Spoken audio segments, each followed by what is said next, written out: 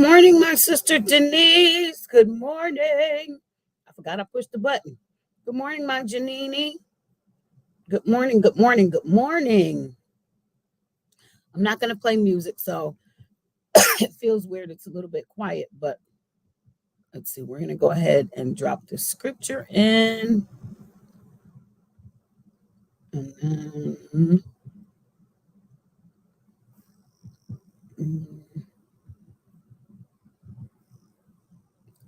Anita Dooley, good morning. Good morning, good morning, good morning. Oh, Anita Dooley, I'm glad you're up and on. You're going to love this word today. Right. Let me just do one other thing, and then we're going into the word because I have no music playing in the background, so it feels really quiet. Good morning, Sister Carrie Washington. Good morning to you. All right, one last thing to do.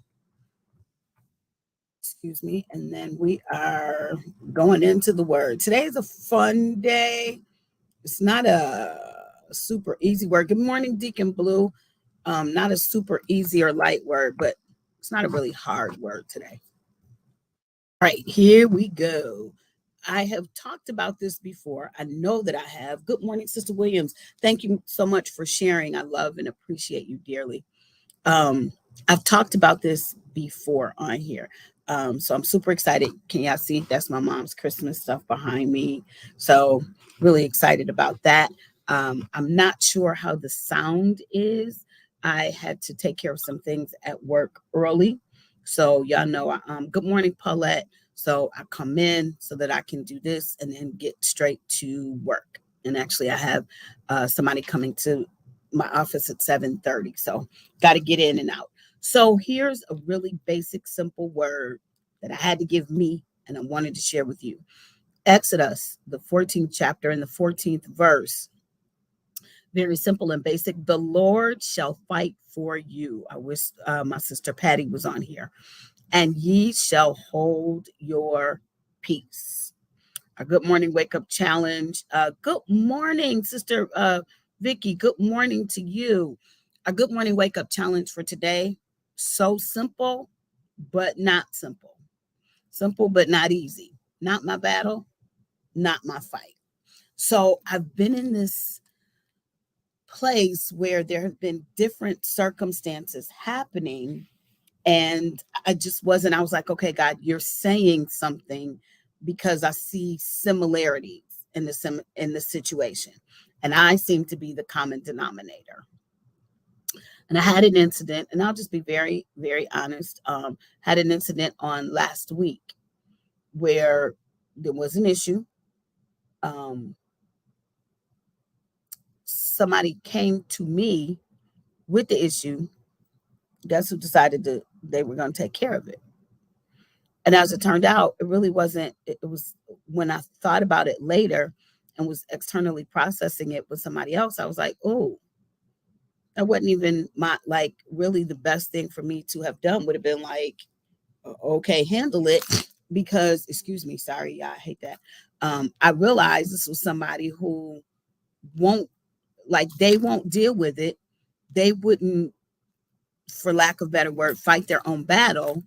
They come and get idiot who goes to deal with the battle. And then I kept watching in different times. God would allow me to end up in situations where really the best thing for Shannon to do is sit quietly and let it do what it do, let it be what it's going to be. Even down to the fact I had somebody say to me the other day, there was a situation that came forth and I asked a question and they were like, that really like, why did you need to ask that? You didn't need the answer. It had nothing to do with you. And I said, because the other person, I knew they had this question and they wouldn't ask it. So I wanted them to get the answer. And the person that was talking to me said, but if the question was pressing enough for them, and if they needed the answer that bad enough, they should have or would have asked the question. You keep inserting yourself into situations and to stuff. You in your mind, you're being helpful, but it ain't got nothing to do with you. It has nothing to do with you.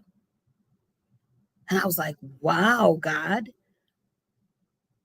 again, you keep telling me, not my battle, not my fight. And we use this scripture when it comes to saying the battle is the Lord's. So sometimes, even when you are in this situation, shut your mouth and let God fight the battle.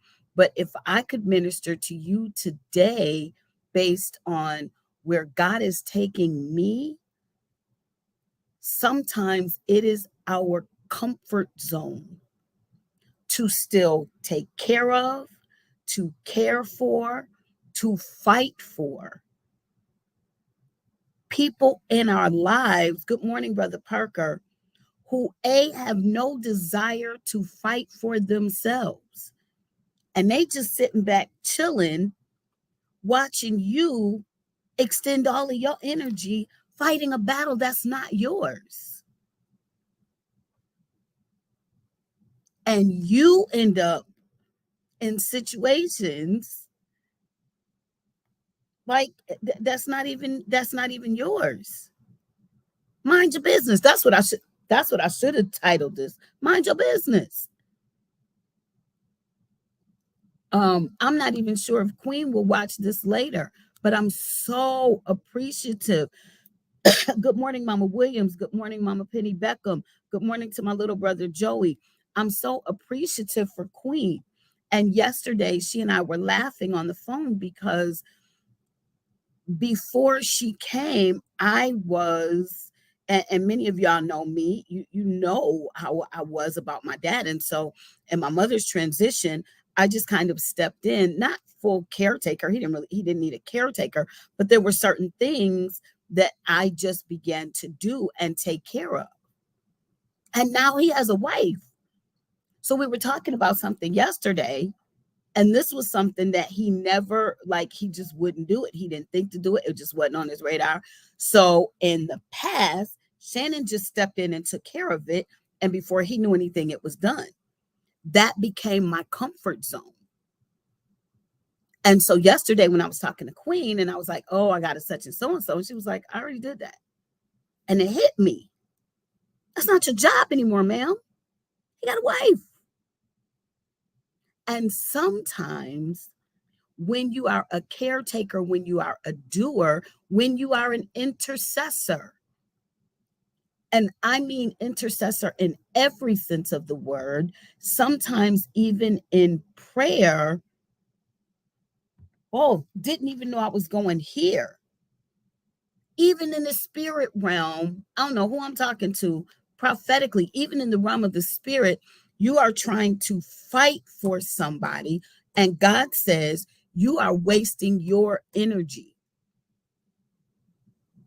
because I'm trying to teach them some stuff, and you keep intervening.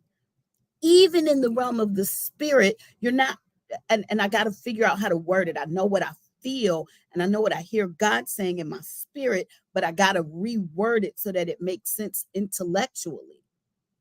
The way you are praying and the way you are interceding is not helping them, because you're praying and asking God to release them, and you're trying to fix it for them, and they got to fight. They got to fight. We tell our students here at Northland all the time, I can't want it for you more than you want it for yourself. I can't do all the work for you. And I've talked on here before about some of my students and how I had spoiled them because I was doing everything. And whereas I thought that I was helping, I was hurting them. It's not your fight. It's not your business. Stop trying to speak up for everybody. Go somewhere, sit down, shut your mouth. And if they don't learn how to speak up and advocate for themselves, that's no longer your concern. You cannot advocate for everybody. You cannot speak up for everybody because you get yourself. Good morning, Reverend Stuckman. You get yourself into predicaments that you don't need to. It's not your battle. It's not your fight. Go somewhere, mind your business. Last thing, and then I'm out of here. Sometimes that's a trick of the enemy. Not even sometimes, all the time. That's a trick of the enemy because he'll get you so distracted trying to take care of somebody else's stuff. He gets you so distracted in trying to fight somebody else's battle. You're not over here doing. God said you're not doing what I told you to do, and I am, excuse me, in a different phase of life. Even on my job, you all know I'm in a different position.